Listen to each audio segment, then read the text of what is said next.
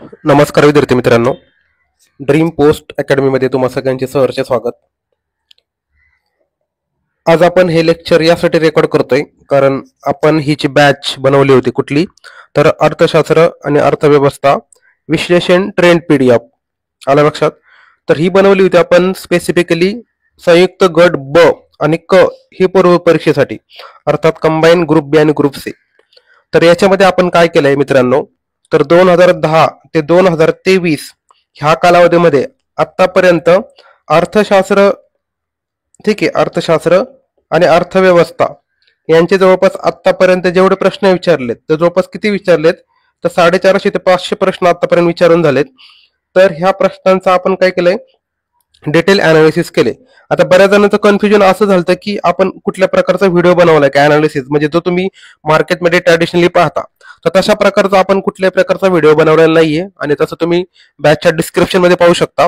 तर ही फक्त PDF batch आहे, बरोबर. त्याच्यामुळे तशा प्रकारचा व्हिडिओ आपण काही बनवलेला नाहीये.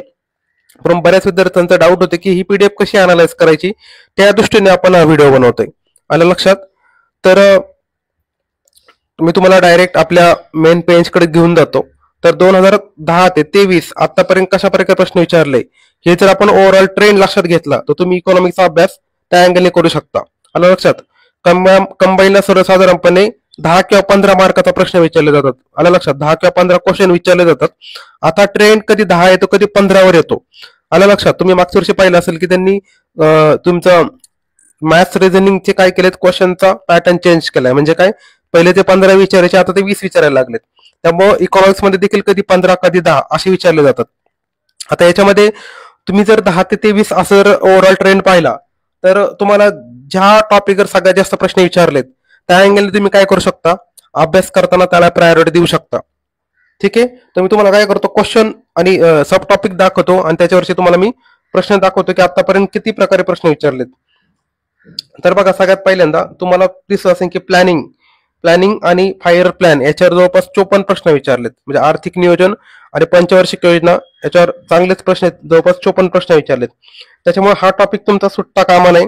जर आपण अजून खाली आलो तर तुम्हाला मी महत्त्वाचे टॉपिक आधी सांगतो, तुम्ही जास्त त्याच्यावर फोकस करू शकता. तर खाली बघा, उद्योग हा तुमचा टॉपिक आहे, त्याच्यावर जवळपास 35 प्रश्न विचारलेत.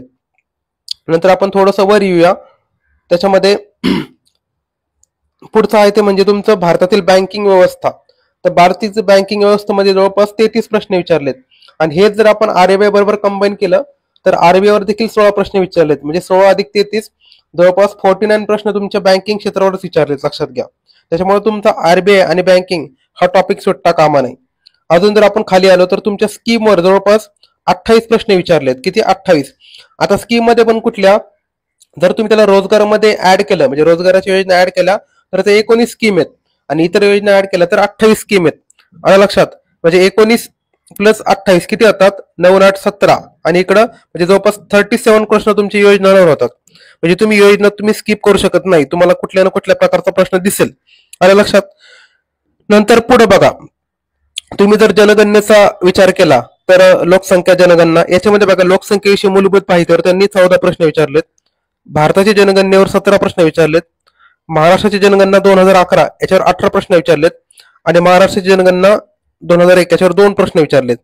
तर ओव्हरऑल आपण याचं जर आकडेवारी जर बेरीज केली तर बघा किती होतात, तर 18 आणि 2 20 होतात, बरोबर का? 20 अधिक 17 37 होतात. आणि 37 अधिक 14 किती होतात, तर 51. तर जवळपास 51 प्रश्न तुम्हाला कशावर दिसत आहेत, लोकसंख्या, म्हणजे ओव्हरऑल या पूर्ण चॅप्टरवर दिसत आहेत, लोकसंख्या आणि भारताची जनगणना, एवढे तुम्हाला त्याच्यावर क्वेश्चन आलेले आहेत. त्याच्यामुळे तुम्ही हा टॉपिक स्किप करू नाही शकत, कारण याच्यावर प्रश्न खूप मोठ्या प्रमाणात विचारले गेलेले आहेत. आणि मग बाकी देखील महत्वाचे टॉपिक्स तुम्हाला मी सांगतो, जसं की बघा, दारिद्र्य आणि दारिद्र्याचं मोजमाप याच्यावर जवळपास 20 प्रश्न विचारले गेले आहेत. नंतर परकीय व्यापार, ठीक आहे, परकीय व्यापारावर 22 प्रश्न विचारले गेलेत. त्याच्यानंतर आपण थोडंसं वर येऊया, बघा, अर्थसंकल्प याच्यावर 19 प्रश्न विचारलेत. पण अर्थसंकल्पाचं तुम्ही जर बाकी टॉपिक बरोबर कंबाईन केलं म्हणजे सिमिलर टॉपिक आहे बघा, पब्लिक फायनान्स, त्याच्यानंतर FRBM कायदा, त्याच्यानंतर डेफिसिट फायनान्सिंग म्हणजे तुटीची संकल्पना, अर्थसंकल्प आणि कर व्यवस्था, हे आपण ऍक्च्युली बुकमध्ये काय केलं करत असतो आपण, एक यांना आपण एकत्रितरित्या वाचत असतो, बरोबर. आपण यांना आपण एकत्रितरित्या जर घेतलं तर तुम्ही बघा प्रश्न किती होतात. मी थोडंसं या ठिकाणी क्लीन करतो, एक मिनिट. हा, तर बघा, इकडे तुमची वित्ताचे किती येतात? 8 प्रश्न आहेत. इकडे तुटीचे किती आहेत? 6 आहेत. खाली अर्थसंकल्पाचे 19 आहेत. नंतर कर व्यवस्था 13 आहेत. या सगळ्यांची आपण जर बेरीज केली, बघा, वित्ताचे 14 होते. तर बघा,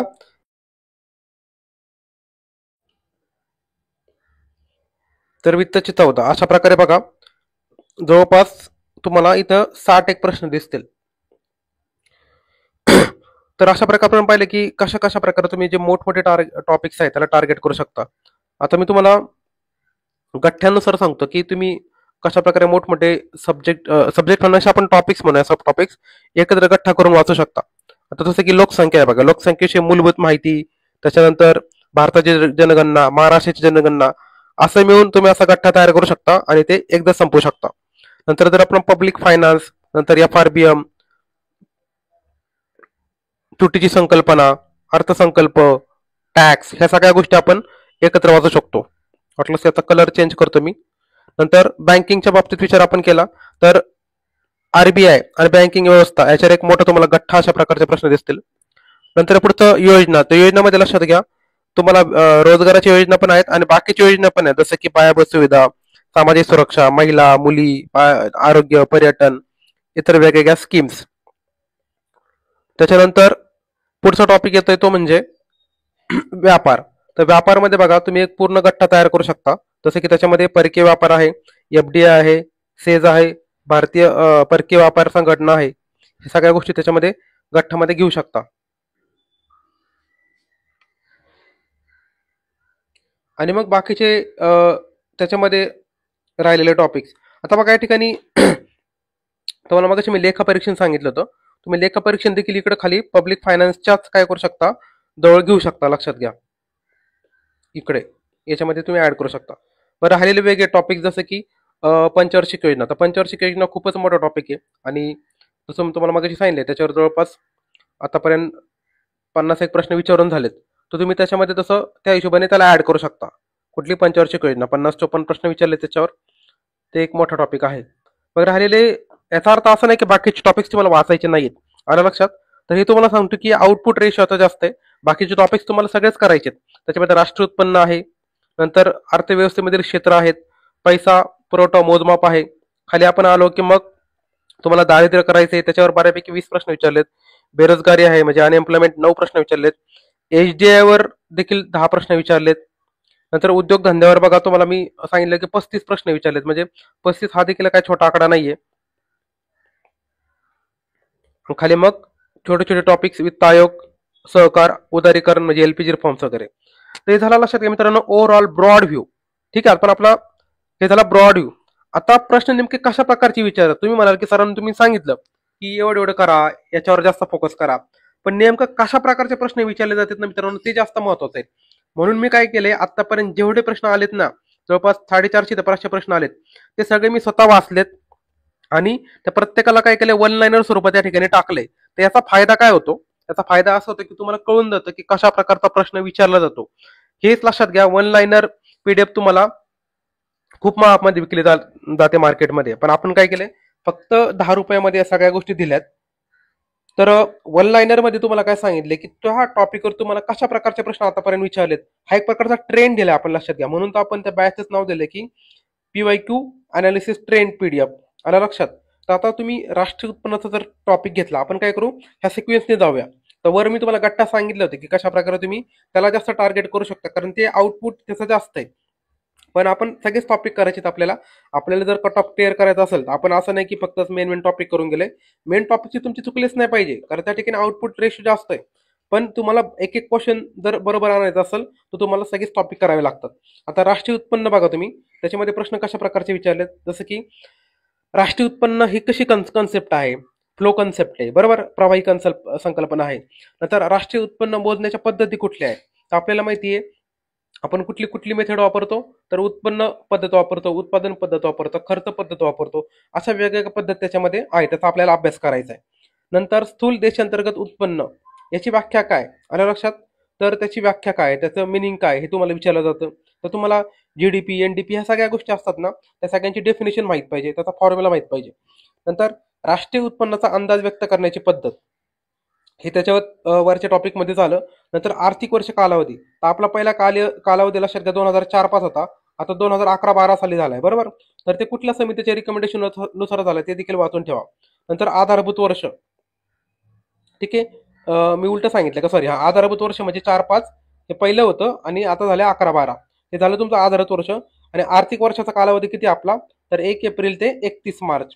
तर 1 एप्रिल ते 31 मार्च आपण फॉलो करतोय. या संदर्भात कुठल्या कमिटी नेमल्या होत्या का त्या देखील तुम्ही त्याच्यामध्ये वाचायच्यात. नंतर राष्ट्रीय उत्पन्न समिती, तर राष्ट्रीय उत्पन्न समिती आपल्याला माहितीये 1949 साली आली होती.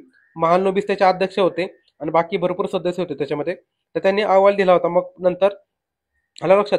आणि याच्यावर लक्षात घ्या, हा हॉट टॉपिक होता आयोगाचा, म्हणजे आहे, तर याच्यावर आयोगाने भरपूर वेळा प्रश्न विचारलेत. कुठला, तर 1949 ची जी समिती आहे त्याच्यावर. नंतर पुढची जी आहे ती म्हणजे टॉपिक तुमचा अर्थव्यवस्थेमधील वेगवेगळी क्षेत्र.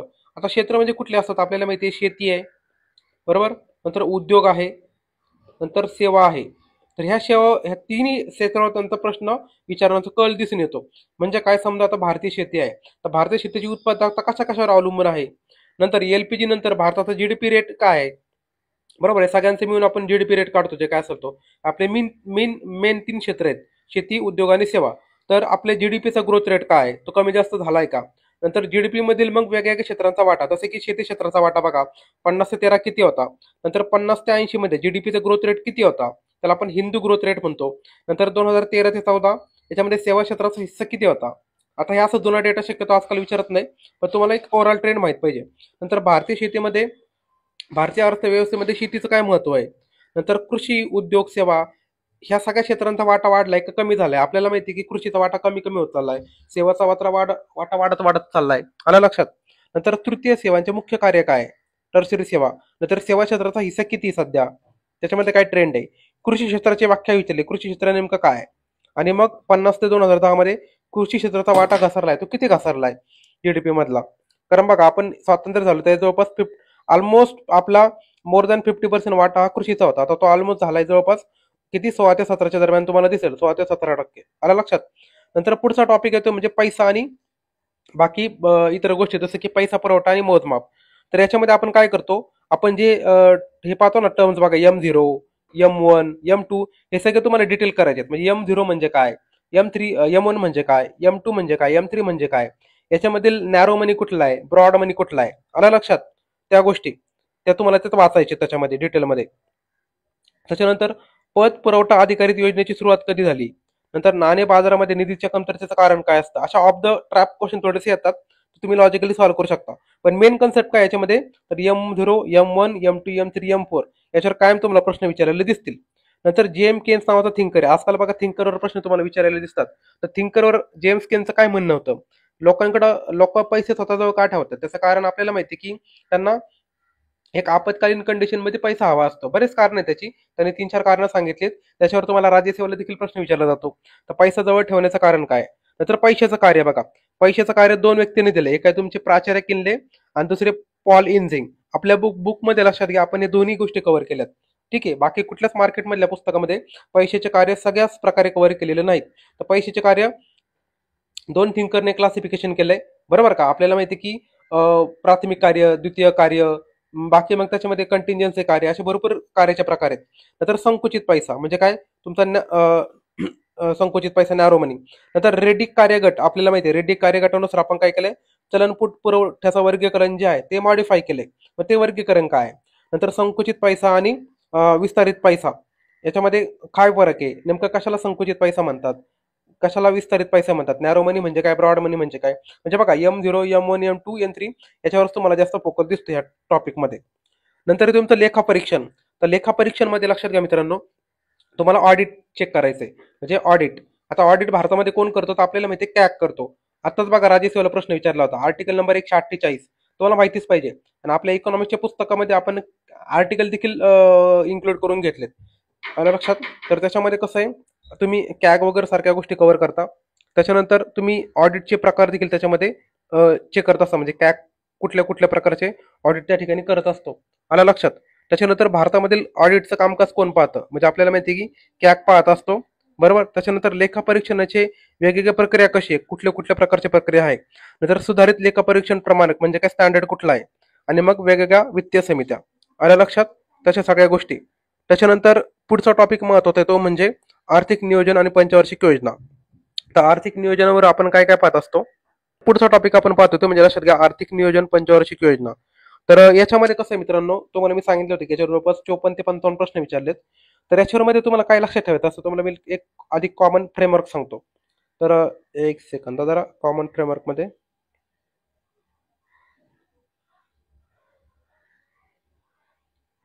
हा, तर बघा पंचवार्षिक योजनेमध्ये तुम्हाला नेमकं काय करायचं असतं. पहिली गोष्ट म्हणजे त्याचं वर्ष माहित पाहिजे. नंतर त्याच्यामध्ये कुठलं प्रतिमान वापरले म्हणजे मॉडेल माहित पाहिजे.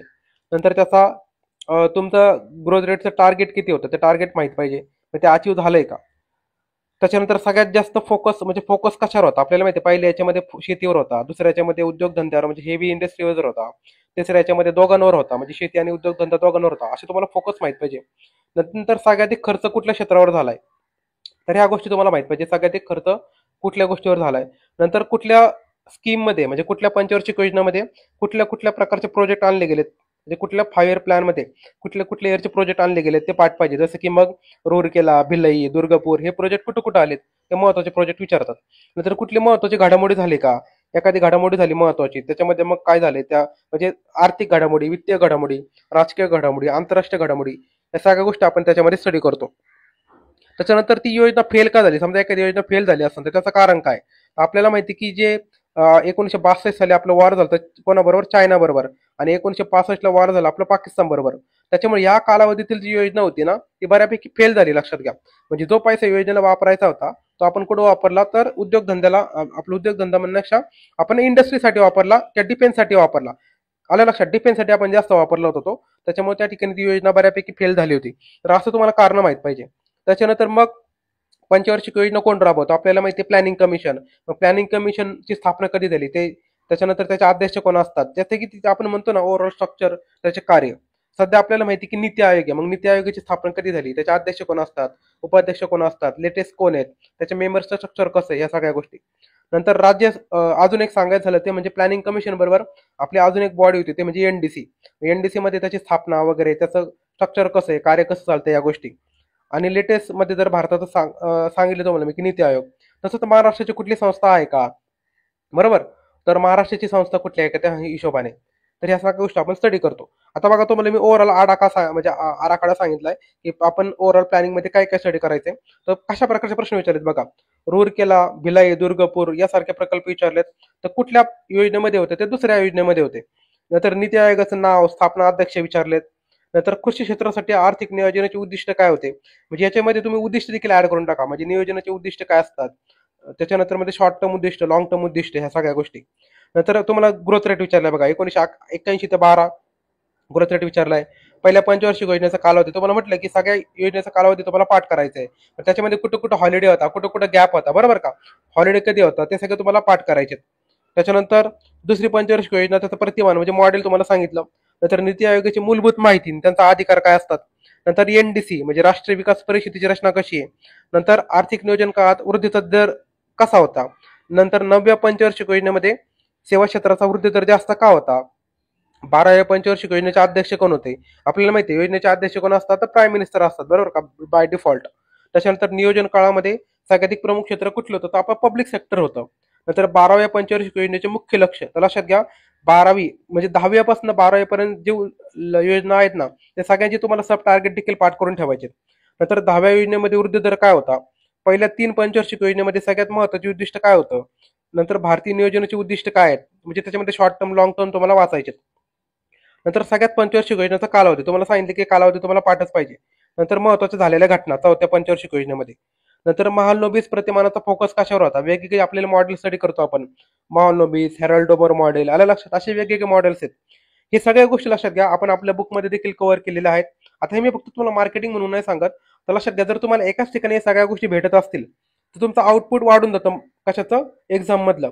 आता राज्य सेवा पूर्व परीक्षेला जवळपास आपल्या पुस्तकातनं 20 ते 22 प्रश्न विचारले होते. त्याची पीडीएफ देखील आपण काय केलेलं आहे, तुम्ही ही बॅचच्याच बरोबर तुम्हाला एक पीडीएफ दिसेल बघा, प्रूफ वाली. तर 2024 ची जी राज्य सेवा पूर्व परीक्षा झाली 1 डिसेंबरला, त्याच्यामधनं कशा प्रकारे प्रश्न विचारले गेलेत आपल्या बुकमधनं, त्याची तुम्हाला मी एक प्रूफची पीडीएफ टाकलेली आहे. त्याच्यावर एक अंदाज येतो की एकाच बुकमध्ये तुम्हाला एवढे सगळे क्वेश्चन टॅकल होऊ शकतात. त्याच्यामुळे तुम्ही एक कुठलं तरी कॉन्सॉलिडेटेड मटेरियल वाचला, म्हणजे कसा तुम्ही पार्ट 1 पार्ट 2 असे जर म्हणजे 4-4 पुस्तक वाचत बसले असाल तर मग काय होतं, तुमचं आउटपुट कमी होऊन जातं. नंतर पुढचं तुमचं गरिबी हटाव घोषणा कुठल्या पंचवार्षिक योजनेमध्ये काय होतं आली होती. नंतर 11वी पंचवार्षिक योजनेचे उद्दिष्ट काय आहेत, ठीक आहे, याच्यावर कायम प्रश्न विचारला गेलाय. नंतर 12वी पंचवार्षिक योजनेचे उद्दिष्ट काय आहेत, म्हणजे तुम्हाला म्हटलं ना की 10वी ते 12वी ह्या 3 योजना आहेत ना, तिघांची उद्दिष्ट पाठच करून ठेवा. नंतर त्यांचा अग्रक्रम काय होता, एखादी योजना फेल झाल्याचं कारण काय, मग सांगितलं बघा. नंतर 11वी पंचवार्षिक योजना पुढे आली, पुन्हा आली. नंतर 4थ्या पंचवार्षिक योजनेचं सुरुवातीचं वर्ष काय होतं, नियोजन आयोगाची स्थापना वर्ष काय होतं, आर्थिक नियोजनाचे उद्दिष्ट काय होतं. नंतर 12वी योजनेचा अध्यक्ष कोण होते, प्राईम मिनिस्टर होते, माहितीये. नंतर दामोदर खोरे योजना कधी आली, तुम्हाला सांगितलं की महत्वाची योजना, महत्वाचे प्रकल्प, मग दामोदर असतील का अजून वेगवेगळे स्टील प्रोजेक्ट असतील त्या गोष्टी आल्या लक्षात, म्हणजे योजनेचे कालावधी तुम्हाला विचारलेत. नंतर आपण पुढे जाऊन पाहिलं की रोजगारातील शेतीचा वाटा किती होता, योजनेचे कालावधी किती होता, नियोजन मंडळाचे अध्यक्ष कोण असतात, म्हणजे बघा पुन्हा पुन्हा तेच प्रश्न तुम्हाला दिसतील. आणि म्हणून तुम्हाला मी सगळं फ्रेमवर्क ऑलरेडी वर सांगितलंय, त्यामुळे पुन्हा तेच तुम्हाला रिपीटेड गोष्टी सांगायची गरज नाही. वेगळं काय दिसेल तर तुम्हाला मी मध्ये सांगतो. बघा ऑलमोस्ट सगळं तेच आहे. मग तुम्ही जर हे एकदा तुम्ही वाचून घ्या, हे तुम्हाला काय वाचण्यासाठी मी आपण लेक्चर नाही बनवत, तर तुम्हाला एक अंदाज द्यावा की तुम्हाला नेमकं काय फोकस करायचंय. आता जे तुम्हाला मी सगळ्या आराखडा सांगितला तर तुम्ही ते वाचू शकता त्याच्यामध्ये. नंतर पुढचा टॉपिक येतो तो म्हणजे आपल्या लोकसंख्येची मूलभूत माहिती. तर लोकसंख्येमध्ये शक्यतो काय विचारतात लक्षात घ्या, सगळे पॅरामीटर, म्हणजे काय, पहिली गोष्ट म्हणजे लोकसंख्येच्या बेसिक गोष्टी, म्हणजे तुमचं डेमोग्राफिक्स काय, त्याच्यामध्ये थिंकर्स कुठले आहेत, म्हणजे आपण इथे लिहितो मी समजा बेसिक, त्याच्यामध्ये मग थिंकर्स वगैरे त्यांचं काय म्हणणं आहे, त्यांनी दिलेल्या थिअरीज, डेमोग्राफिक ट्रान्झॅक्शन थिअरीज वगैरे असतात, सिद्धांत असतात त्या गोष्टी. मग भारत कुठल्या टप्प्यामध्ये येतो, त्याच्यानंतर मग भारताची आणि महाराष्ट्राची तुलना, मग भारतामध्ये किती लोकसंख्या, म्हणजे याच्यामध्ये भरपूर साऱ्या गोष्टी आहेत, जसं की लोकसंख्या किती आहे, घनता किती आहे, साक्षरता दर किती आहे, लिंग गुणोत्तर किती आहे, बाललिंग गुणोत्तर किती आहे, आला लक्षात. ह्या सगळ्या गोष्टी तुम्हाला वाचायच्यात. आता बघा 1911 ते 1921 या काळामध्ये तुमची वाढ ऋणात्मक असण्याचे कारण काय, म्हणजे निगेटिव्ह मध्ये गेली, कारण आपण 21ला काय म्हणतो, 1921ला इयर ऑफ ग्रेट डिवाइड म्हणतो, म्हणजे महाविभाजक वर्ष म्हणतो, कारण का त्यावेळेस आपल्याला माहिती आहे भरपूर साऱ्या निगेटिव्ह घटना झाल्या, त्यामुळे आपली पॉप्युलेशन कमी झाली होती. मग भारतामध्ये लोकसंख्या विस्फोट का झाला, 1951 ते 1981 भारतामध्ये लोकसंख्या विस्फोट झालाय, त्याचे कारण आपल्याला माहिती आहेत. नंतर राष्ट्रीय लोकसंख्या धोरण 2000 खूप महत्वाचं, लक्षात घ्या, याच्यावर खूप वेळा प्रश्न विचारला, तुम्हाला झोपेत जरी विचारलं तरी तुम्हाला 2000 ते आपलं पॉप्युलेशन पॉलिसी आहे त्याची उद्दिष्ट पाठ पाहिजे. त्याच्यामध्ये 3 उद्दिष्ट आहेत, शॉर्ट टर्म, मिडियम टर्म आणि लॉंग टर्म, आला लक्षात. ते सगळे आपण कव्हर केलेत आपल्या बुकमध्ये. नंतर पुढची गोष्ट म्हणजे सामाजिक, भारतामध्ये उच्च जन्म दर काय, फर्टिलिटी रेट जास्त काय, आपल्याला माहिती की भारतामध्ये लग्न लवकर होतात, भारतामध्ये लग्न करणं एक कंपल्शन मानलं जातं, लग्न नाही केलं तर मग लोक नावं ठेवतात, ह्या बऱ्याचशा गोष्टी त्याच्यामध्ये आपल्याला माहिती आहे.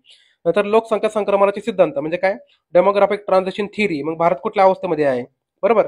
नंतर मग कुठल्या टप्प्यामध्ये काय होतं, नंतर वय रचनेवर परिणाम करणारे घटक, आणि हम दो हमारे दो कॉन्सेप्ट आपल्याला माहिती आहे, पॉप्युलेशन पॉलिसी 2000 मध्ये आली होती. नंतर भारताची जनगणना, तर लक्षात घ्या 2011चा सेन्सस खूप महत्वाचा आहे. अजून देखील 2021 ची जनगणना सुरू झालेली नाहीये, कारण पाठीमागे आपल्याला माहितीये कोविड आला होता, कोविडची पहिली वेव दुसरी वेव आली, तो सेन्सस पुढे ढकलला, अजून तो काय म्हणावा तसं चालू झालेलं नाहीये, ठीक आहे. त्याच्यामुळे मला तरी वाटत नाही अजून 4-5 वर्षात कम्प्लीट होईल. त्याच्यामुळे तुम्ही 2011चा डेटा पाठ करून ठेवा, तोपर्यंत पोस्ट काढून टाका, नाहीतर मग तुम्हाला पुढचा डेटा पाठ करत बसावं लागेल 21चा पण. पुढचं आहे लोकसंख्येची घनता, त्याच्यामध्ये मग तुम्हाला सांगितलं ना पॅरामीटर, घनता, साक्षरता दर, लिंग गुणोत्तर, मग तेच तुम्हाला पुन्हा पुन्हा विचारतात, म्हणजे काय, पहिले 5 स्टेट सांगा, ठीक आहे, भारतामधले. जर महाराष्ट्राचा असेल, समजा इंडियाचा असेल तर पहिले 5 स्टेट सांगा, शेवटचे 5 स्टेट सांगा, आलं लक्षात. तर महाराष्ट्राचं असेल तर पहिले 5 स्टेट सांगा, शेवटचे 5 स्टेट सांगा. तुम्हाला हे वर्ष खालचे 5 माहित पाहिजेत. हा जर मधलं विचारलं तर तुम्हाला कधी कधी ते गंडू शकतात त्या ठिकाणी. नंतर मग हे झालं रँक वाईज. नंतर सगळ्याधिक लोकसंख्या कुठे आहे, म्हणजे कुठली सर्व अनुसूचित जमातीची, लोकसंख्येची घनता कशी मोजतो आपण, लोकसंख्येनुसार भारताचा जगात किती क्रमांक आहे किंवा महाराष्ट्राचा भारतात किती क्रमांक आहे, भारताची एकूण लोकसंख्या किती आहे, सगळ्याधिक वाढ कुठं झाली, आलं लक्षात. घनतेनुसार राज्यांचा क्रम, लिंग गुणोत्तर त्यांचा क्रम, नंतर वृद्धी दर किती आहे, 6 वर्षाखालील टक्केवारी किती आहे, त्याच्यानंतर घनता कुठं जास्त आहे, सगळ्यात कमी कुठे आहे, या सगळ्या गोष्टी म्हणजे तेच पुन्हा पुन्हा पॅरामीटर रिपीट होतात, लक्षात घ्या. जे लोकसंख्या चॅप्टर तुम्हाला पूर्ण तोंडपट पाहिजे असं मी म्हणेल. तसंच महाराष्ट्राची जनगणना, म्हणजे हे वर जे सांगितलं ना तेच तुम्हाला खाली बघायचंय. म्हणजे महाराष्ट्राची एकूण लोकसंख्या किती आहे, म्हणजे जवळपास 11 कोटी आहे. नंतर लोकसंख्येच्या घनतेनुसार पहिले 5 जिल्हे कुठले आहेत, त्याच्यानंतर सगळ्यात कमी वाले जिल्हे कुठे आहेत, त्याच्यामध्ये मग गडचिरोली वगैरे सारख्या गोष्टी. नंतर अनुसूचित जातीची लोकसंख्या कुठं जास्त आहे कुठं कमी आहे. नंतर महाराष्ट्रातील जिल्ह्यांचा घनतेच्या आधारावर क्रम तुम्हाला लावायचा आहे, असेंडिंग ऑर्डर, डिसेंडिंग ऑर्डर. नंतर चाइल्ड सेक्स रेशो सगळ्यात जास्त कुठे आहे, सगळ्यात कमी कुठे आहे. स्त्रियांची संख्या सगळ्यात जास्त कुठे आहे, सगळ्यात कमी कुठे आहे. लिंग गुणोत्तरानुसार सगळ्यात जास्त कुठे आहे, सगळ्यात कमी कुठे आहे. भाषानुसार देखील त्यांनी प्रश्न विचारलाय बघा. मराठी भाषा, हिंदी भाषा, उर्दू भाषा बोलणाऱ्या लोकांची क्रमवारी विचारली. ठीक आहे. नंतर साक्षरतेनुसार जिल्ह्यांचा क्रम विचारलाय. नंतर सिंधुदुर्ग आणि रत्नागिरीमध्ये लिंग गुणोत्तर सगळ्यात जास्त काय आहे, तर सगळ्यात जास्त असण्याचं कारण काय. नंतर भारतामध्ये आणि महाराष्ट्रामध्ये लोकसंख्येची तुलना कशी केली आहे. नंतर साक्षरतेची टक्केवारी कशी आहे. या सगळ्या गोष्टी लक्षात घ्या. आपण आपल्या बुकमध्ये देखील चांगले एकदम कम्पॅरेटिव्ह फॉर्मॅटमध्ये दिलेत, जेणेकरून कसं तुम्हाला आहे ना लक्षात ठेवायला इझी होऊन जातं. लक्षात घ्या, कम्पॅरेटिव्ह फॉर्मॅटमध्ये दिल्यामुळे तुम्हाला लक्षात ठेवायला इझी जातं. तुम्ही आपलं बुकचे सॅम्पल पाहिले असेल तर तुम्हाला लक्षात येईल. नंतर तुमचं महाराष्ट्राची जनगणना 2001ची जनगणना देखील ते विचारले जाते. तुम्ही म्हणाल की एवढं जुनं कशाला विचारतात, ते विचारू शकतात. त्यांच्या मनाला आलं की ते मनाचे राजे आहेत, ते काही विचारू शकतात. लक्षात घ्या, त्यामुळे तुम्ही त्याला चॅलेंज करू नाही शकत. त्यामुळे 2001चा पण डेटा महत्वाचा पाहून ठेवा. म्हणजे लोकसंख्येची किती वाढ झाली, किती कमी झाली, लिंग गुणोत्तर किती होता. बरोबर, लिंग गुणोत्तर आपला आधी कमी होता बघा, आता लिंग गुणोत्तर आपला वाढत चाललाय. कारण का, आपल्याकडे थोडीशी जनजागृती वाढत चालली. ठीक आहे. नंतर पुढचं आहे सार्वजनिक वित्त. तर सार्वजनिक वित्त हा एक खूप महत्वाचा टॉपिक लक्षात घ्यायचा. जवळपास सगळ्यात जर आपण विचार केला म्हणजे फायनान्स वगैरे सगळ्या गोष्टी. नंतर पुढचं लक्षात घ्या सार्वजनिक वित्त. तर सार्वजनिक वित्त खूप आयोगाचा हॉट टॉपिक आहे. तर सार्वजनिक वित्तामध्ये शक्यतो तुम्हाला काय विचारतात, तर बघा आता तुम्हाला मी पूर्ण आराखडा नंतर सांगतो. अगोदर मी आपण क्वेश्चन पाहूया कशा प्रकारचे. त्याच्यामध्ये मग सरकारच्या भांडवली प्राप्तीमध्ये म्हणजे काय, तुमचं कॅपिटल आपण म्हणतो ना की रिसिप्टमध्ये कशाचा समावेश होतो, शासनाच्या सार्वजनिक खर्चाची प्रवृत्ती कशी आहे, सरकारची थकीत देयता त्याच्यामध्ये काय काय घटक येतात. नंतर राजकीय धोरणाचे जे गोष्टी जसं की कर आणि करेतर महसूल म्हणजे tax and non tax revenue, भांडवली अर्थसंकल्पामध्ये काय काय घटक आहेत. नंतर भारताच्या केंद्र सरकारच्या दायित्वामध्ये म्हणजे लायबिलिटीमध्ये सगळ्यात त्याच्यात कशाचा लायबिलिटीचा वाटा आहे. नंतर केंद्र सरकारच्या महसूल प्राप्तीचे स्रोत काय आहेत. त्याच्यानंतर राजकीय राजकोषीय धोरणाची साधने म्हणजे फिस्कल पॉलिसी आपण कशाद्वारे राबवतो. नंतर सरकारचा अनुत्पादक खर्च कशावर होतो, कायदा सुव्यवस्थेवर होतो, त्याचा किती वाटा वगैरे गोष्टी. नंतर विकसनशील देशामध्ये राजकीय धोरणाची उद्दिष्ट काय असतात, औद्योगिक वित्ताचा बाह्य स्रोत काय, राजकीय नीतीची साधने. म्हणजे तुम्हाला याच्यावर काय ट्रेंड लक्षात आला, तर पहिली गोष्ट म्हणजे तुम्हाला बजेटचं ते क्लासिफिकेशन आणि ती पहिली गोष्ट माहित पाहिजे. आलं लक्षात, कुठलं तर रिव्हेन्यू आणि कॅपिटल बजेट ह्या गोष्टी तुम्हाला माहित पाहिजे. आलं लक्षात. आणि आपण आपल्या पुस्तकामध्ये एकदम भारी चार्ट स्वरूपात दिले. तो म्हणजे नंतर आपल्या पुस्तकाचा एक ओव्हरऑल व्ह्यू दाखवणार आहे, तुम्हाला एक अंदाज येईल कशा प्रकारे तुम्ही स्मार्टली स्टडी करू शकता. रिव्हेन्यू मध्ये पण आपल्याला माहिती आहे कशा प्रकारे आपण टॅक्स आणि नॉन टॅक्स करतो. बरोबर, कॅपिटलमध्ये पण मग आपण भरपूर सारे प्रकार आहेत. ठीक आहे, हे सगळं आपण मी तुम्हाला जस्ट ओव्हरऑल सांगतो की तुम्हाला बजेटचं ओव्हरऑल तुम्हाला क्लासिफिकेशन माहित पाहिजे. आलं लक्षात. त्याच्यानंतर मग तुम्ही कशा प्रकारे अचीव करता, मग त्याचे सब टाईप सगळ्या गोष्टी, तर हे तुम्हाला पब्लिक फायनान्समध्ये स्टडी करायचं आहे. नंतर पुढे तुमचा FRBM कायदा. FRBM कायदा आपल्याला 2003 मध्ये आणला होता. कशासाठी आणला होता, तर काय करतात आपल्याला माहिती आहे, केंद्र सरकार राज्य सरकार नुसतं कर्ज काढून पंढरीची वारी करतात. म्हणजे काय, तर नुसतं कर्ज घ्यायचं, वेगवेगळ्या योजना आणायच्या आणि मग पुढे जाऊन काय होतं, पुढच्या पिढीला ते फेडावं लागतं ना. म्हणून काय केलं सरकारने स्वतःहून, काय केलं, एक कायदा आणला FRBM कायदा, जेणेकरून काय होईल, तुम्ही स्वतःचं कर्ज कमी कराल आणि तुमच्या खर्चावर एक कुठेतरी व्यसन लागल. मग त्यांनी कायदा आणला. मग त्या कायद्याची उद्दिष्ट काय होती, ठीक आहे. मग त्याच्यामध्ये टार्गेट दिले की तुम्ही तुमचा रिव्हेन्यू डिफिसिट कमी करायचा आहे, फिजिकल डिफिसिट कमी करायचं आहे. मग त्याचं टार्गेट कधीपर्यंत होतं, 2009 पर्यंत होतं. लक्षात घ्या, 2009 पर्यंत तुम्हाला टार्गेट अचीव्ह करायचे होते. मग ते किती टक्क्यांनी करायचे होते, ते सगळ्या गोष्टी तुम्हाला विचारतात. ठीक आहे. तर हा FRBM कायदा कधी लागू झाला त्याचं वर्ष विचारतात. त्याच्यानंतर मग प्राथमिक तुटीची व्याख्या. त्याच्यानंतर 14 वित्त आयोग आणि FRBM ला कुठला पर्याय दिलता, बरोबर का. 14 वित्त आयोग काय म्हटला, तर FRBM कायदा फेल गेला. तुम्ही नुसतं काय करताय, त्याच्यामध्ये अमेंडमेंट करताय आणि तुम्ही त्याची अंमलबजावणी पुढे ढकलताय किंवा तुम्ही त्याला काहीतरी एक्सक्यूज देताय. त्याच्यावर तुम्ही 14 वित्त आयोग म्हणलं की त्याला काहीतरी तुम्ही पर्याय आणा. नंतर मध्यावधी राजकोषीय धोरणाचा अंतिम उद्देश काय असतो.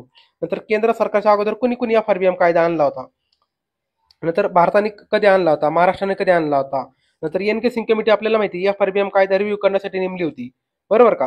ती कमिटी, मग त्यांनी काय रिकमेंडेशन दिले. नंतर पुढचं वित्तीय तूट संकल्पना आणि तुटीचा भरणा. आपण काय करतो, डेफिसिट फायनान्सिंग करतो. तुम्हाला म्हटलं ना मी, कर्ज काढून पंढरीची वारी करणे. म्हणजे काय, तर सरकार काय करतं, तर बाजारामधून पैसा घेतं कर्जाच्या स्वरूपामध्ये आणि मग खर्च करतं, याला म्हणतात डेफिसिट फायनान्सिंग. तर मग त्याच्यामध्ये त्याचे तुटीच्या अर्थभरणाचे घटक काय आहेत, म्हणजे आपण डिपॉझिटिंग फायनान्सिंग कसं करतो, कशाद्वारे सरकार पैसे उभारतं. मग त्याच्यामध्ये तुटीची कन्सेप्ट म्हणजे काय, डेफिसिट काय असतं, डेफिसिटचे टाईप्स, मग त्याचे फॉर्म्युले जे काय असेल ते, मग आपण कुठल्या प्रकारचे डेफिसिट मानतो, कुठल्या प्रकारचे डेफिसिट आपण मानत नाही, कुठल्या प्रकारची डेफिसिट जास्त असते, आला लक्षात त्या सगळ्या गोष्टी. हे देखील आपण आपल्या बुकमध्ये काय केलंय, कम्पॅरेटिव्ह फॉरवर्डमध्ये चांगल्या प्रकारे कव्हर केलंय. नंतर पुढची गोष्ट ते म्हणजे अर्थसंकल्प. अर्थसंकल्प म्हणजे काय, आपलं बजेट. तर बजेटमध्ये लक्षात घ्या तुम्हाला नेमकं काय विचारतात. तर पहिली गोष्ट म्हणजे तुम्हाला बजेट सुरुवातीपासून, म्हणजे बजेट ही कन्सेप्ट कुठून आली, त्याचं मिनिंग काय होतं, भारतामध्ये पहिल्यांदा कुणी मांडलं, मग त्याची क्रॉनॉलॉजी सगळ्यात जास्त कुणी मांडलं, आलं लक्षात. आतापर्यंत किती म्हणजे आपल्याला माहिती की संध्याकाळी मांडायचे. मग आपल्याला माहिती की अर्थमंत्री यशवंत सिन्हा होते, त्यांनी मग ती सकाळी मांडायला सुरुवात केली, बरोबर. त्याच्यानंतर बजेटमध्ये दोन बजेट मांडले जायचे, एक असं तुमचं नॉर्मल बजेट आणि दुसरं असं तुमचं रेल्वे बजेट. आपण रेल्वे बजेट कुठल्या कमिटीच्या शिफारशीनुसार आपण ते रद्द केलंय, आलं लक्षात, या सगळ्या गोष्टी. त्याच्यामध्ये लक्षात घ्या. मग बजेटचे टाईप जसं की बॅलन्स बजेट, आलं लक्षात, जेंडर बजेट. त्याच्यानंतर तुटीच्या अर्थसंकल्प. तुटीच्या अर्थसंकल्पामुळे काय प्रॉब्लेम होतात आपल्याला, सरकारी अंदाजपत्रकाचे प्रकार काय आहेत, अंदाजपत्रक कोण तयार करतं, बरोबर. त्याच्यानंतर मग तुटीचा अर्थसंकल्प आपण कशासाठी निर्माण करतो, जीडीपी सॉरी प्राथमिक तूट आणि त्याचे जीडीपीची टक्केवारी. नंतर जेंडर बजेट तुम्हाला सांगितले की जेंडर बजेट हा खूप हॉट टॉपिक आहे, म्हणजे राज्यसेवेला याच्यावर कायम प्रश्न विचारले जातात. फक्त यावर्षी विचारला नाही, पण लक्षात घ्या इकडे कंबाईनला देखील ते विचारलं जाऊ शकतं. नंतर बचतीचे प्रमाण आपल्याकडे कमी का होते त्या गोष्टी. नंतर पुढचा टॉपिक येतो म्हणजे कर प्रणाली. तर कर प्रणालीमध्ये आपण काय करतो, तर कर मध्ये लक्षात घ्या दोन प्रकारचे कर असतात, एक असतो तुमचा डायरेक्ट टॅक्स, दुसरा असतो तुमचा इनडायरेक्ट टॅक्स, बरोबर का. तर मग ह्या महत्वाच्या गोष्टी त्याच्यामध्ये कुठल्या कुठल्या प्रकारचे कर येतात, मग ते कधी कधी लागू झाले, आलं लक्षात, कुठल्या समितीच्या रिकमेंडेशननुसार लागू झाले, ते सध्या चालू आहेत की बंद आहेत, हे तुम्हाला वाचून ठेवायचे असते का, चालू बंद आहेत का ते वाचायचे, ते विचारतात. कधी चालू झाला, कुठल्या कमिटीच्या रिकमेंडेशननुसार चालू झाला, ह्या सगळ्या गोष्टी. नंतर पुढची गोष्ट म्हणजे काही कन्सेप्ट जसं की तुमचा कर आघात, बरोबर का, कर भार, अशा गोष्टी तुम्हाला विचारतात. त्याच्यामध्ये बरेच लोक कन्फ्युज होतात, तर तुम्हाला विथ एक्झाम्पल ते लक्षात ठेवावं लागतील. त्याच्यानंतर मग टॅक्ससाठी वेगवेगळ्या कमिट्या आल्या, म्हणजे रिफॉर्म्स करण्यासाठी वेगवेगळ्या कमिट्या भारत स्वतंत्र झाल्यापासून आपण नेमल्यात, त्यांनी कुठल्या कुठल्या प्रकारचे रिकमेंडेशन दिलेत बघा बरं का. आता हे पुन्हा त्याच्यानंतर डायरेक्ट इनडायरेक्ट टॅक्सचा सध्या वाटा किती आहे, म्हणजे कुठला कमी होतोय कुठला वाढतोय, आलं लक्षात. त्याच्यानंतर आपण अजून काय, लेटेस्ट कुठले नवीन टॅक्स आलेत, आपण जीएसटी आणले, मग जीएसटी मध्ये आपल्याला माहिती आहे कुठले कुठले टॅक्स आपण टाकलेत म्हणजे मर्ज केलेत, बरोबर का, कुठले कुठले आपण टॅक्स मर्ज नाही केले, बरोबर. जीएसटी काउन्सिल कधी आली, त्याचं हे काय आहे, बरोबर का, ह्या सगळ्या गोष्टी. तर हे सगळ्या गोष्टी तुम्हाला कशामध्ये काय वाचायचे, टॅक्समध्ये वाचायच्या आहेत, कर प्रणालीमध्ये. नंतर पुढचा टॉपिक येतो म्हणजे लक्षात घ्या, भारतीय रिझर्व्ह बँक म्हणजे काय, आरबीआय. तर आरबीआयच्या सगळ्या गोष्टी म्हणजे आरबीआयची स्थापना कुठल्या कायद्यापासून झाली, कुठल्या कमिटीच्या रिकमेंडेशननुसार झाली, मग त्याची स्थापना कधी झाली, मग आरबीआयचं गव्हर्नर काय असतं, सगळ्यात वेळा गव्हर्नर काय, हे सगळ्या गोष्टी डिटेलमध्ये वाचायच्या. त्याच्यामध्ये मग आपण बघा रेपो रेटची व्याख्या विचारली, कारण का आरबीआय रेपो रेट ती काय देतं, डिक्लेअर करतं, बरोबर. त्याच्यानंतर मॉनिटरी पॉलिसी राबवणारी संस्था कोण आहे, तर आरबीआय, लक्षात का. तर कन्फ्युज करू नका, मॉनिटरी पॉलिसी कोण राबवतं, मॉनिटरी पॉलिसी कमिटी ही बनवते, लक्षात घ्या. तर आपल्याला मॉनिटरी पॉलिसी कमिटी कुठल्या कमिटीच्या रिकमेंडेशननुसार आली, बरोबर का. तर मॉनिटरी पॉलिसी आरबीआय आणि मॉनिटरी पॉलिसी कमिटी यांच्याद्वारे काय केली जाते, ठरवली जाते. आणि आपल्याला माहिती आहे की फिस्कल पॉलिसी म्हणजे काय, राजकोषी धोरण, हे कोण करतं, गव्हर्नमेंट करतं, लक्षात घ्या. त्या दोघांमध्ये कन्फ्युज करू नका. मॉनिटरी पॉलिसीचं काम कोणाचं आहे, आरबीआय आणि एमपीसी, आणि फिस्कल पॉलिसीचं काम कोणाचं आहे, गव्हर्नमेंटचं आहे. नंतर रिझर्व्ह बँकेची धोरणे काय काय आहेत, मग मौद्रिक धोरणे, त्याच्यामध्ये मग प्रत्यक्ष आणि अप्रत्यक्ष म्हणजे काय, मॉनिटरी पॉलिसी दोन प्रकारे नियंत्रण ठेवते, एक डायरेक्टली आणि इनडायरेक्टली. मग आरबीआयची महत्वाची माहिती म्हणजे तिचं राष्ट्रीयकरण कसं झालं, स्थापना कधी झाली, मौद्रिक धोरणाची व्याख्या, त्याचे उद्दिष्ट काय असतात, ह्या सगळ्या गोष्टी बेसिक गोष्टी म्हणजे मौद्रिक धोरणावरच बऱ्यापैकी तुम्हाला बऱ्यापैकी प्रश्न दिसतात. मग आरबीआयची इन्स्ट्रुमेंट कुठले कुठले, कशा प्रकारे आरबीआय बाजारामधला पैसा नियंत्रित करतं, आरबीआय मग रेट वाढवतं, त्याचा परिणाम काय होतो. मग आपण रिझर्व्ह बँकच का म्हणायचं, आलं लक्षात, या सगळ्या गोष्टी. मग सीआरआर, एसएलआर, हे सगळ्या गोष्टी आलं लक्षात. त्याच्यानंतर पुढचं येते म्हणजे तुमची बँकिंग सिस्टीम. आरबीआय नंतर आपण पुढचं पाहतो म्हणजे बँकिंग सिस्टीम. बँकिंग सिस्टीम मध्ये आपल्याला माहिती आहे शेड्यूल बँक असतात, नॉन शेड्यूल बँक असतात, त्यांची क्रायटेरिया काय आहे, तो कायदा कुठला आहे, बँकेला रेग्युलेट करण्यासाठी कायदे कुठले, तर आपल्याला माहिती बँकिंग रेग्युलेशन ऍक्ट 1949चा. मग एसबीआयचा कायदा कधी झाला, एसबीआयची स्थापना कशामुळे झाली, एसबीआयची सहयोगी बँका कुठल्या असतात, त्याचं मर्जर कधी झालं. नंतर बँकिंगसाठी वेगवेगळ्या स्कीम जसं की बँकिंग लोकपाल स्कीम, नंतर बँकेचे वेगवेगळे प्रकार जसं की schedule bank, non schedule bank किंवा सरकारी बँक, प्रायव्हेट बँक, आलं लक्षात. प्रायव्हेटमध्ये पण दोन टाईप्स आहेत, जुन्या बँक, नवीन बँक, नंतर सहकारी बँक. ठीक आहे, हे सगळ्या गोष्टी. मग लेटेस्टवाले आपल्याला बँकेचे प्रकार माहिती आहेत, पेमेंट बँक, त्याच्यानंतर स्मॉल फायनान्स बँक, नंतर नाबार्ड आपल्याला माहिती आहे, ॲग्रिकल्चर अँड रुरल एरियाचं डेव्हलपमेंट करण्यासाठी नाबार्ड सारखी संस्था आहे. तर ह्या सगळ्या गोष्टी आपल्याला त्याच्यामध्ये वाचायच्या बँकिंगमध्ये. अजून काय तर बँकिंगचं कार्य काय, मग बँकांचे जे बँकाचे प्रकार तुम्हाला मी सांगितले, RRB वगैरे सगळ्या गोष्टी, त्यांची स्थापना वर्ष, स्टेट बँकची स्थापना वर्ष. मग महत्वाच्या कमिटी, बँकिंग रिफॉर्म करण्यासाठी सगळ्यात महत्वाची कमिटी कुठली होती लक्षात घ्या, नर्सिंग कमिटी. नर्सिंग कमिटीची रिकमेंडेशन काय, त्याच्यावर काय प्रश्न विचारला जातो लक्षात घ्या. नर्सिंग कमिटीच्या आयोगाची खूप फेमस आहे, कुठली, नर्सिंग कमिटी. तुम्हाला झोपेत जरी प्रश्न विचारला तरी आला पाहिजे नर्सिंग कमिटीचा. नंतर बँकिंग क्षेत्रामध्ये लेटेस्ट काही चेंजेस झालेले आहेत का, बरोबर. मग सध्या कुठला नवीन रेट कुठला आलाय का, त्याच्यानंतर RBIला नवीन कुठली पॉवर भेटली का, या सगळ्या गोष्टी. भारतातील मोठी बँक, ठीक आहे का, भारताच्या बाहेरची भारताची मोठी बँक, या सगळ्या गोष्टी तुम्हाला त्या ट्रेनने विचारतात की मग एखाद्या बँकेचं घोषवाक्य काय आहे. ह्या सगळ्या गोष्टी आपल्याला वाचायच्यात. मग कुठल्या बँकेला 100 वर्ष पूर्ण झाले, ठीक आहे, 200 वर्ष पूर्ण झाले, अशा देखील प्रश्न विचारले जाऊ शकतात. तर हे ओव्हरऑल आपण बँकिंगमध्ये पाहतो. नंतर तुमचं रोजगारविषयक योजना, तर रोजगारविषयक योजनेमध्ये आपण काय करायचंय, रोजगारासाठी आपण आतापर्यंत कुठल्या प्रकारच्या योजना आणल्यात. तर याच्यामध्ये लक्षात घ्या, तुम्ही जर हे क्रोनॉलॉजी वाईज जर लक्षात ठेवलं ना, तुम्हाला चांगलं लक्षात राहील. आणि आपल्या पुस्तकामध्ये आपण एकदम प्रॉपर क्रोनॉलॉजी वाईज दिले. शेवटी तुम्हाला बघा मार्क्स मिळवायचे. तुम्हाला जर क्रोनॉलॉजी वाईज जर लक्षात ठेवायचं असेल तुम्ही लक्षात ठेवू शकता. म्हणजे कुठल्या प्रकारच्या स्कीम मर्ज झाल्या, म्हणजे एक स्कीम मर्ज होऊन काय होते, दुसरी स्कीम तयार होते, अशी त्याच्यामध्ये तिसरी स्कीम ऍड होऊन पुन्हा चौथी स्कीम तयार होते. ही जर प्रॉपर तुम्हाला क्रोनॉलॉजी माहिती असेल तर तुम्हाला ते लक्षात ठेवायला प्रॉब्लेम येत नाही. भारत सरकारच्या वेगळ्या स्कीम आहेत, महाराष्ट्र सरकारच्या वेगळ्या स्कीम आहेत. मग स्कीममध्ये तुम्हाला नेमकं काय विचारतात माहिती का, पहिली गोष्ट तुम्हाला काय विचारतात, वर्ष विचारतात, वर्ष आणि त्याचं प्रॉपर डेट. ठीक आहे, नंतर त्याचं विचारतात काय, तर तुमचे उद्दिष्ट. नंतर ते स्कीम कुठल्या जुन्या स्कीम मर्ज करून झाले, म्हणजे मर्जर करून झाले, हे देखील विचारतात. नंतर त्याच्यामधले काही जर स्पेसिफिक प्रोव्हिजन असेल, म्हणजे काय त्याची लाभार्थी कोण आहेत, ठीक आहे, ह्या सगळ्या गोष्टी. तर जर तुम्ही ह्या अँगलने जर स्टडी केला ना तर तुम्हाला स्कीम अवघड जाणार नाही, लक्षात घ्या. ठीक आहे, ह्या अँगल तुम्ही वाचू शकता. आता हे तुम्हाला सगळ्या गोष्टी वाचून नाही दाखवत, कारण कसं आहे, हे जे तुम्हाला मी सांगितलं ना क्रक सगळ्यात तोच आहे सगळ्या स्कीम मध्ये, हे मोस्टली शक्यतो तुम्हाला विचारतात. त्यात गव्हर्नमेंटच्या फ्लॅगशिप स्कीम तुम्हाला वाचून ठेवायच्या. फ्लॅगशिप स्कीम म्हणजे काय, तर ज्या मेजर स्कीम असतात, जसं की आपल्याला माहिती आहे मनरेगा आहे, जसं की मनरेगा सारखी स्कीम, मग ते कुठल्या स्कीम मर्ज करून झालं, बरोबर, तशा संदर्भात गोष्टी. नंतर पुढचं आपण पाहतो म्हणजे इतर शासकीय योजना. इतर शासकीय योजनेमध्ये काय काय, तर पायाभूत सुविधा संदर्भात योजना, म्हणजे काय, इन्फ्रास्ट्रक्चर संदर्भात स्कीम. मग भारतमाला प्रकल्प आहे, नंतर उज्ज्वल डिस्कॉम ॲश्युरन्स स्कीम आहे, त्याच्यानंतर भारत निर्माण प्रोजेक्ट आहे, सौभाग्य स्कीम आहे, संसद आदर्श ग्राम योजना आहे. त्याच्यामध्ये काय करायचं होतं, तर ठराविक गावं विकसित करायची होती खासदारांनी, बरोबर. 1 गाव, 3 गाव, 5 गावं, तर 2024 पर्यंत त्यांना जवळपास 5 गावं विकसित करायची होती. नंतर जलमनी योजना. तर हे अशा पायाभूत सुविधाच्या योजना तुम्हाला पाठ करायच्या, महत्वाचे लक्षात ठेवा. नंतर मुली आणि महिलांची योजना, महिलांना आपण गॅस कनेक्शन देतोय. नंतर sexual harassment at work place, ठीक आहे, या संदर्भात एक पोर्टल आहे, शी बॉक्स आपल्याला माहिती आहे. नंतर शी बॉक्सवरून नावच कोण होतं की शी बॉक्स होते. नंतर सुकन्या समृद्धी योजना महत्वाच्या, म्हणून तुम्हाला फ्लॅगशिप स्कीम सुकन्या समृद्धी योजना, जननी सुरक्षा योजना, प्रधानमंत्री मातृवंदना योजना, उज्ज्वला योजना. तर लक्षात घ्या, उज्ज्वला नावाने भरपूर साऱ्या स्कीम आहेत. त्यात जवळपास 3 प्रकारच्या उज्ज्वला आहेत. तर तिघांमध्ये डिफरन्स काय, तुम्हाला सगळे सेम वाटतील, उज्ज्वला आला लक्षात, तर कन्फ्युज करू नका. उज्ज्वला अशा वेगवेगळ्या स्कीम आहेत. नंतर महिलांसाठी झालं, नंतर मुलींसाठीच्या स्कीम, बेटी बचाव बेटी पढाओ, नंतर धनलक्ष्मी योजना, सुकन्या समृद्धी योजना, अशा सगळ्या स्कीम. नंतर तुमचं लक्षात घ्या पुढचं तुमचं आरोग्यविषयी योजना. तर आरोग्यविषयी योजनेमध्ये जास्त प्रश्न विचारलेले नाहीयेत, तर तुम्हाला असं थोडा ऑफ द बीट प्रश्न विचारलेत, म्हणजे काय, ई चरक पोर्टल कशासाठी चालू केलंय, मिशन इंद्रधनुष कशा संदर्भात आहे, UIP चा फुल फॉर्म काय, म्हणजे काय, युनिव्हर्सल इम्युनायझेशन प्रोग्राम, सार्वत्रिक लसीकरण कार्यक्रम, त्याच्यामध्ये कुठल्या प्रकारच्या लसी आहेत.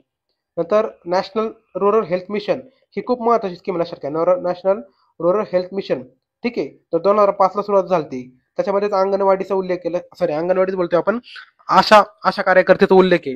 मग तिचं काम काय असतं, ह्या सगळ्या गोष्टी. नंतर पर्यटन विषय योजना, याच्यावर जास्त प्रश्न विचारले नाहीत, पण 3 स्कीम महत्वाचे, त्याच्यामध्ये प्रसाद, हृदय, नंतर इनक्रेडिबल इंडिया, लक्षात घ्या, ह्या 3 स्कीम. नंतर सोशल सिक्युरिटीसाठीच्या स्कीम, त्याच्यामध्ये मग वयोवृद्ध लोकांसाठी राष्ट्रीय वयश्री योजना आहे, नंतर अटल पेन्शन योजना आहे, नंतर प्रधानमंत्री जीवन ज्योती विमा योजना आहे. तर लक्षात घ्या, प्रधानमंत्रीच्या नावाने भरपूर साऱ्या स्कीम आहेत, त्याच्यामध्ये कन्फ्युज करू नका. मग त्याच्यामध्ये कोण काय करतं, वेगवेगळ्या प्रकारचे पेन्शन देतं, कोण 1000 देतं, कोण 3000 देतं, कोण 5000 देतं, अशा भरपूर साऱ्या त्याच्यामध्ये स्कीम आहेत प्रधानमंत्रीच्या नावाने, अटल पेन्शन योजने, आलं लक्षात. ह्या सगळ्यामध्ये तुम्हाला कम्पेअर करून लक्षात ठेवायचंय. नंतर पुढचं आहे तुमचं इतर योजना. मग प्रधानमंत्री मुद्रा योजनेची वैशिष्ट्य काय आहेत. नंतर पेन्सिल पोर्टल कशासाठी आणलं होतं. त्याच्यानंतर चाइल्ड लेबर कमी करण्यासाठी. नंतर इन्स्पायर अवॉर्ड योजना कशासाठी. ह्या अशा वेगवेगळ्या स्कीम तुम्हाला ऑफ द बीट विचारू शकतात. नंतर राज्य पातळीवरील योजना. तर राज्य पातळीवर जास्त स्कीम विचारत नाही. त्याच्यामध्ये कुठली विचारली त्यांनी, मनोधर योजना विचारली. नंतर निर्मल स्वराज्य मोहीम विचारली. ग्राम स्वच्छता अभियानाला कुठलं नाव दिले, संत गाडगे बाबा, कारण त्यांनी चांगलं काम केले ग्राम स्वच्छतेसाठी. नंतर पुढचा टॉपिक तो म्हणजे दारिद्र्य. तर दारिद्र्य लक्षात घ्या, एक महत्वाचा टॉपिक आहे. दारिद्र्यामधून नेमकं काय करत असतं, तर आतापर्यंत कुणी कुणी दारिद्र्य मोजलं इतिहासामध्ये, हे तुम्हाला पहिली गोष्ट माहित पाहिजे. नंतर पॉवर्टीचे 2 टाइप्स आपल्याला माहिती आहे. आताच प्रश्न विचारला होता बघा त्यांनी, ऍब्सोल्यूट पॉवर्टी आणि रिलेटिव्ह पॉवर्टी, बरोबर का. हे तुम्हाला 2 टाइप्स माहित पाहिजे, त्याचं मिनिंग काय. त्याच्यानंतर भारतामध्ये आतापर्यंत कुठले कुठले कार्यगट नेमले गेलेत कशासाठी, तर दारिद्र्य मोजण्यासाठी. कुठल्या कुठल्या समिती नेमल्या गेल्यात हे तुम्हाला सगळे माहित पाहिजे. क्रोनॉलॉजी, त्यांनी किती दारिद्र्याचं प्रमाण सांगितलं, ठीक आहे, शहरी किती, ग्रामीण किती. त्यातल्या तुम्हाला महत्वाच्या कमिट्या म्हणजे लक्षात घ्या, तुमची लाकडावाला कमिटी, ठीक आहे, लाकडावाला खूप महत्वाची आहे. नंतर तेंडुलकर कमिटी, हे तुम्हाला पाठच पाहिजे, लकडाला, तेंडुलकर. आणि लेटेस्ट मध्ये मग कुठले आहेत, तर पानगरिया कमिटी आहे, रघुराजन कमिटी आहे, आलं लक्षात, पानगरिया.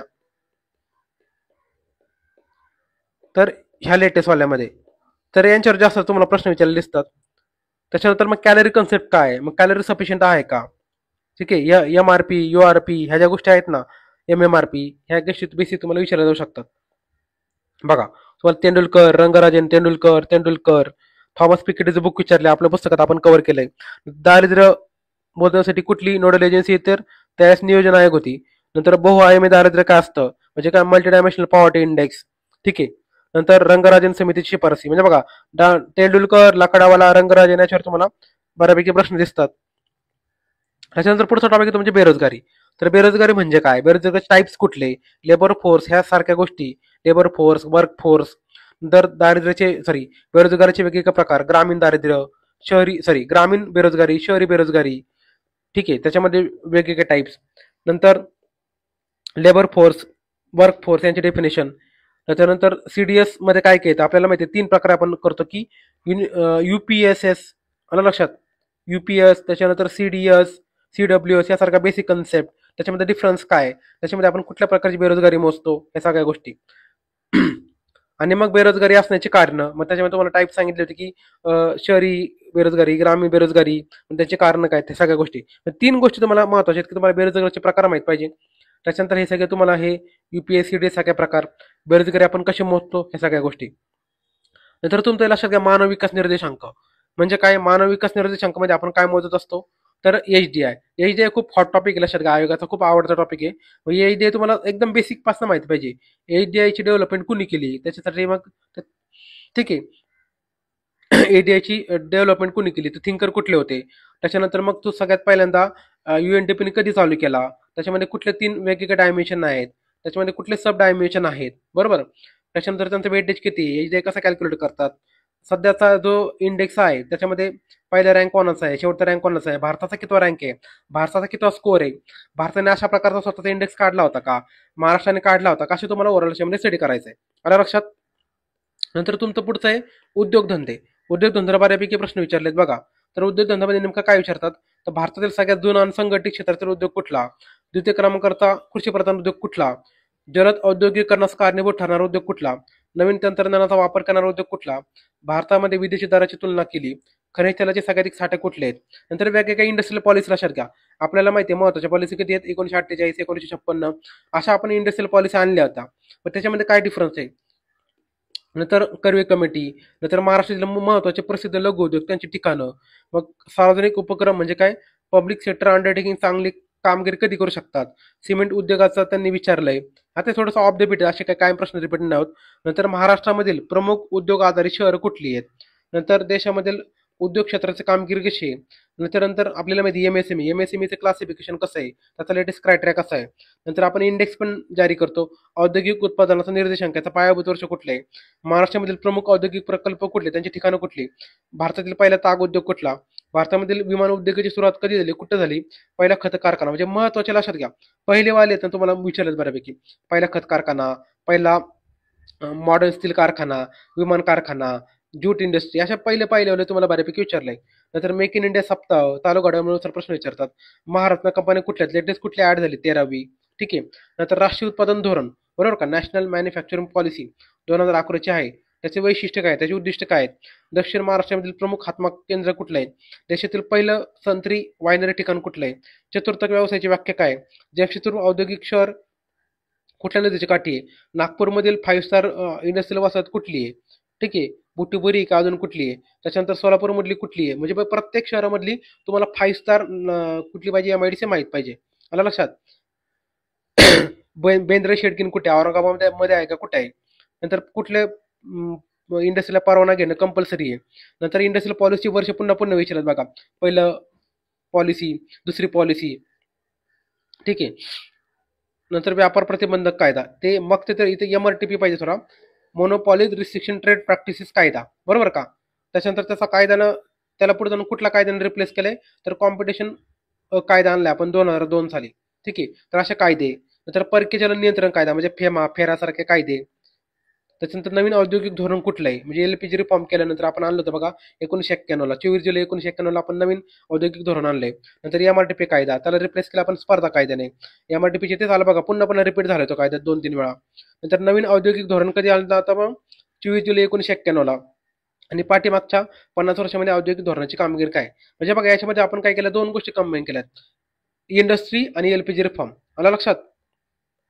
नंतर पुढचं तुमचा परकीय व्यापार. परकीय व्यापारामध्ये आपल्याला काय करायचं बेसिक कन्सेप्ट म्हणजे काय तुमचा बॅलन्स ऑफ पेमेंटमध्ये आपण काय करतो मग तुमचा बॅलन्स ऑफ ट्रेड असतो बरोबर का. त्या सगळ्या गोष्टी म्हणजे ओव्हरऑल आपण चेक करतो हा सगळा चार्ट बॅलन्स ऑफ पेमेंट काय आहे बॅलन्स ऑफ ट्रेड आणि बॅलन्स ऑफ पेमेंटमध्ये काय डिफरन्स आहे. त्याच्यानंतर भारताचा व्यापार सरप्लस कधी होता. त्याच्यानंतर भारतामधून काय प्रमुख निर्यात होते मग आपण काय एक्सपोर्ट करतो काय आयात करतो. याच्यामध्ये कंट्री वाईज रँकिंग म्हणजे काय सगळ्यात देश आपण कुठल्या देशाकडनं आयात करतो कुठल्या देशाकडनं निर्यात करतो म्हणजे कुठल्या देशाला निर्यात करतो त्याची रँकिंग तुम्हाला विचारतात. पहिले टॉप 3 तुम्हाला माहित पाहिजे. ठीक आहे. रँकिंग माहित पाहिजे म्हणजे काय व्यापाराची रचना म्हणजे दिशा. ठीक आहे. तुमच्या व्यापाराची संरचना तुम्हाला माहित पाहिजे. तुमच्या व्यापाराची तुम्हाला दिशा माहित पाहिजे. याच्यावर तुम्हाला काय प्रश्न विचारलेले दिसतील. त्याच्यानंतर निर्यात क्षेत्राचा निर्यातमध्ये शेती क्षेत्राचा वाटा किती आहे. निर्यातमधील प्रमुख वस्तू गटाचा वाटा कुठला म्हणजे आपण कुठल्या प्रकारच्या वस्तू हे जास्त आपण विकतो किंवा कुठल्या प्रकारच्या वस्तू आपण आयात करतो आयात निर्यात कुठल्या प्रकारच्या वस्तूंची करतो. नंतर भांडवली खात्यावरील परिवर्तनीयता म्हणजे काय कॅपिटल अकाउंटवरील कन्व्हर्टेबिलिटी आहे का बरोबर का. चालू खात्यावरील कन्व्हर्टेबिलिटी आहे का. त्यासाठी कमिटी कुठली होती आपल्याला माहिती तारापोर कमिटी. तर तारापोर कमिटी कुणी कुणी नेमली होती भारत सरकारने देखील नेमली होती आणि RBIने देखील नेमली होती. मग त्यांनी काय रिकमेंडेशन दिले ते लक्षात घ्या त्या गोष्टी. नंतर भारताने रुपया कधी डिव्हॅल्युएट केला होता तर डिव्हॅल्युएट करण्याची कारण काय होती मला लक्षात डिव्हॅल्युएट करण्याची वर्ष विचारतो तुम्हाला ह्या सगळ्या गोष्टी. नंतर पुढचा एक टॉपिक तो म्हणजे FDI. ते FDI मध्ये आपल्याला काय वाचायचं असतं FDI बेसिक कन्सेप्ट काय आहे. आतापर्यंत सगळ्यात जास्त FDI कुठल्या क्षेत्रामध्ये झाली. ठीक आहे. त्याच्यानंतर कुठल्या देशाकडनं झाली हे देशांची क्रमवारी तुम्हाला विचारतात. त्याच्यानंतर आपण किती लिमिट ठेवलंय म्हणजे कुठल्या क्षेत्रामध्ये किती टक्के आपल्याला आपण FDI ची परमिशन दिलेली आहे. काही क्षेत्रामध्ये आपण 100% दिली काही ठिकाणी आपण 74% दिली काही ठिकाणी आपण 51% दिले काही ठिकाणी आपण 49% दिले असं आपण टक्केवारी करून ठेवली लक्षात घ्या. त्याच्यानंतर सेज म्हणजे काय स्पेशल इकॉनॉमिक झोन. इकॉनॉमिक मग सेजचं महत्व काय आहे मग सेजचा कायदा कुठला आहे लक्षात घ्या. कायदा वेगळा आहे आणि पॉलिसी वेगळी लक्षात घ्या. ठीक आहे. पॉलिसी वेगळा आहे कायदा वेगळा आहे. भारतातील पहिलं सेज कुठले लक्षात घ्या तर आपल्याला ते गुजरात मध्ये काढलाय त्या ठिकाणी पहिलं सेज होतं. मग महाराष्ट्रामधील पहिलं सेज कुठं आहे. ठीक आहे. तसं सेज असतं तसं बाकी पण तुम्हाला वाचून ठेवायचं जसं की ॲग्रिकल्चर एक्सपोर्ट झोन हे देखील तुम्ही वाचून ठेवा. नंतर तुमचं लक्षात घ्या जागतिक व्यापार संघटना WTO. मग जागतिक व्यापार संघटनेची स्थापना कधी झाली आपण आपल्या लेक्चरमध्ये घेतलं बघा 1 जानेवारी 1948 काय झालं तर गॅटची स्थापना झाली होती बरोबर का. आणि पुढे जाऊन 1 जानेवारी 1995ला WTOची स्थापना झाली. आला लक्षात गॅटचे पुढे जाऊन काय केलं पुढे जाऊन वेगवेगळे राऊंड झाले. उरुग्वे राऊंड जो होता 8वा राऊंड सगळ्यात शेवटचा राऊंड तो सगळ्यात जास्त महिने चालला होता आणि त्याच्या पुढे जाऊन मग त्याच्या शेवटी कशाची स्थापना झाली WTOची स्थापना झाली. मग गॅटचं आणि WTOची स्थापना वर्ष भारताचा संस्थापक सदस्य होता का होता. मग जागतिक व्यापार संघटनेमुळे भारताचं कुठल्या क्षेत्राचं नुकसान झालंय आणि त्याच्यानंतर त्याच्यामधले वेगवेगळे करार मग नामा करार काय आहे. गॅटचं वर्ष तुम्हाला सांगितलं बघा उरुग्वे राऊंडचं वर्ष विचारलंय 1996ला उरुग्वे राऊंड सुरू झाला. नंतर डंकेल प्रस्ताव काय होता आपल्याला म्हणते डंकेल कोण होते तर WTOचे महासंचालक होते, त्यांनी एक प्रस्ताव दिला होता. तर तो हा राऊंड कधी चालू झालाय? 2002च्या आसपास सुरू झालाय. तो अजून देखील कंप्लीट झालेला नाहीये, या सगळ्या गोष्टी. नंतर वित्त आयोग. तर वित्त आयोगामध्ये आयोगाचा फेवरेट टॉपिक आहे. तर वित्त आयोग म्हणजे काय? त्यासाठी आर्टिकल कुठलं आहे, बरोबर का? म्हणजे स्थापना वर्ष आपण आर्टिकल लक्षात ठेवू. मग वित्त आयोगाची स्थापना कोण करतं, बरोबर का? स्थापना कोण करतं? तर आपले प्रेसिडेंट करतात. किती वर्षाचे करतात? त्याच्यात मेंबर किती असतात? त्याच्यात कामकाज काय म्हणजे कुठल्या संदर्भात शिफारशी देतात, त्यांनी क्रायटेरिया कुठला वापरलाय, बरोबर का? मग आपल्याला माहिती आहे राज्यांना पैसे द्यायचे असतात. जो काही सेंट्रल पूल ऑफ टॅक्सेस असतो, म्हणजे केंद्र सरकारला जे काही सगळे टॅक्सेस गोळा होतात त्याच्यातनं ठराविक टक्के वाटा. आपल्याला माहिती आहे सध्या 41% टॅक्स आपण काय करतो, समजा ₹100 समजा केंद्र सरकारला भेटतात टॅक्सच्या स्वरूपात, तर आपण 41% म्हणजे 41 रुपये काय करतो, राज्यांमध्ये वाटून टाकतो. आता 41% पुन्हा राज्यामध्ये वाटायचे, म्हणजे ते कुठल्या क्रायटेरिया वाटायचे? मग त्याचा क्रायटेरिया म्हणजे काय? लोकसंख्याचा एवढा क्रायटेरिया, त्याच्यानंतर फॉरेस्ट एवढा क्रायटेरिया, आलं लक्षात? असं त्यांनी वेगवेगळे क्रायटेरिया केले, ते तुम्हाला क्रायटेरिया माहित पाहिजेत. नंतर वित्त आयोगाचे अध्यक्ष, मागचे 3 वित्त आयोगाचे अध्यक्ष पाठ करून ठेवा. सध्या आपल्याला माहिती आहे 16 वित्त आयोग चालू आहे. म्हणजे त्यांचं नेमणूक केलेलं लक्षात घ्या. अजून त्याचं रिकमेंडेशन वगैरे पुढच्या गोष्टी आहेत. पण 16 वित्त आयोग आपल्याला माहिती की लेटेस्ट आपण त्याची स्थापना केली. मग 15 वित्त आयोगाचे अध्यक्ष कोण होते, त्याचा कालावधी किती आहे? 14 वित्त आयोगाचे कोण आहेत, त्याचा कालावधी किती आहे? आणि त्याचे मेन म्हणजे क्रायटेरिया पण पाचायचे लक्षात घ्या. तुम्हाला क्रायटेरिया वाचायचे. 16 तर अजून आलेला नाहीये, म्हणजे 16 अजून क्रायटेरिया दिलेलं नाहीये. पण 15, 14 आलं लक्षात? यांनी कुठला कुठला क्रायटेरिया दिला, तुम्हाला ते क्रायटेरिया पाठ पाहिजे. खूप स्टॅटिक टॉपिक लक्षात घ्या. एकदा पाठ केले तुम्हाला आउट ऑफ मार्क्स साठी येऊ शकतात.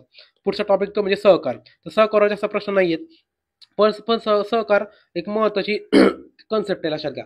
सहकार म्हणजे काय? मग त्या संबंधित व्यक्ती महत्वाची व्यक्ती. नंतर सगळ्याधिक प्रायमरी ॲग्रिकल्चर कोऑपरेटिव्ह सोसायटी असलेलं राज्य कुठलं? तर महाराष्ट्र आहे, लक्षात घ्या. नंतर महाराष्ट्रातील सहकारी खरेदी विक्री संस्थांची नावं काय आहेत? ठीक आहे, सहकारी दूध व्यवसाय मुंबईमध्ये आपल्याला माहिती आहे आरे तुम्हाला माहिती असेल, आरे डेअरी कोऑपरेटिव्ह. नंतर एलपीजी रिफॉर्म मध्ये तुम्हाला मग काय वाचायचं? ते रंगराजन समिती 1993ची. मग नवीन वित्तीय धोरण जे आलं म्हणजे एलपीजी रिफॉर्म मध्ये, त्याच्यामध्ये आपण कशावर फोकस केला होता? ठीक आहे, तर अशा प्रकारे. तर अशा प्रकारे ओव्हरऑल मी तुम्हाला हे जाणून देण्यासाठी, म्हणजे जाणीव करून देण्यासाठी की कशा प्रकारचे प्रश्न विचारलेत. बऱ्याच जणांना काय होतं, हे वन लाईनर आपण जे दिलेत ह्या पीडीएफ मध्ये, हे वाचून बऱ्याच जणांचं कन्फ्युजन होऊ शकतं. त्यामध्ये कन्फ्युजन दूर करण्यासाठी आपण हे खास लेक्चर बनवले, जेणेकरून तुम्हाला कंबाईनसाठी जी तुम्ही इकॉनॉमीचे टॉपिक वाचताय तर फोकस कशावर करायचा आणि कशा प्रकारचं चॅप्टर वाचायचं हे तुम्हाला कळून जाईल. ठीक आहे, तर तुमच्यापैकी बऱ्याच जणांनी आपलं पुस्तक घेतलं असेल, त्यांना एक लक्षात आलं असेल की तुमचा आरामामध्ये एका दिवसामध्ये पूर्ण कंबाईनचे सिलेबस कव्हर होऊन जातो. म्हणजे कंबाईनच नाही, तुम्ही कुठली एक्झाम घ्या, पूर्ण एक्झामचा सिलेबस तुमचा एका दिवसामध्ये कव्हर होऊन जातो. अशा प्रकारे आपण ते रिव्हिजन फ्रेंडली आपण बुक बनवलेलं आहे. ठीक आहे, तर मी वेळ भेटला शक्य झालं तर तुम्हाला मी त्याच्यावर मी व्हिडिओ बनवून दाखवले की कशा प्रकारे आपण चांगल्या स्मार्ट प्रकारे त्याच्यातनं तुम्ही कंबाईनची रिव्हिजन करू शकता. आलं लक्षात? तर या ठिकाणी आपण थांबूया. आय होप तुम्हाला सगळ्या गोष्टी डाऊट तुमचे सगळे क्लिअर झाले असतील. तर तुम्ही ह्या ट्रेंडनुसार 2010 ते 23 ह्या अँगलने तुम्ही काय करा, कंबाईनची तयारी करा. सगळ्यांना ऑल द बेस्ट. धन्यवाद.